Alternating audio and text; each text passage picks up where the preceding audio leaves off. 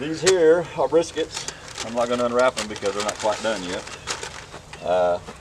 These we will season up with our, somebody slapped me, that's good brisket seasoning. After they get all trimmed up, we trim all the silver skin off the flat side, and then on the back side we'll take some of the fat off down to about 1/4 inch is what I do.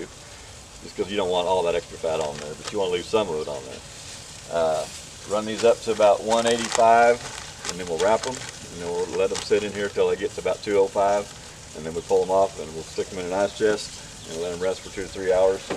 Depending on if I'm doing slices or if I'm doing barbecue meat. If I'm doing barbecue sandwiches and somebody wants to shred a brisket, then I'll leave them in the ice chest overnight.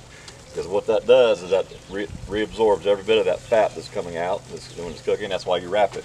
You notice this paper has got a lot of fat juice on it, and all that fat will absorb back down into the meat while it's resting.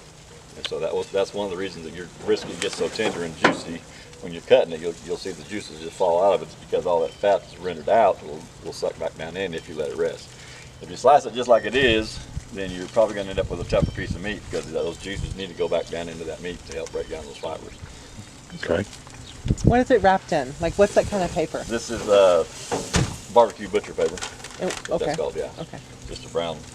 Some people call it pink, some people call it brown. It's just brown paper, barbecue paper. Now, a lot of people will wrap those in foil. You can wrap them in foil also. I don't like wrapping them in foil like I do the ribs. I do the ribs because the foil actually steams, and that's what helps break that fiber down in there.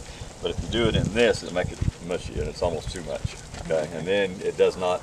The foil does not allow it to go back down in the meat, the juices. So the paper it'll help soak it back down in. Where the foil won't. The foil steams. The paper doesn't steam. So. There's like a whole science to this. Oh, it's different, yeah. It's a lot to learn. A lot to learn.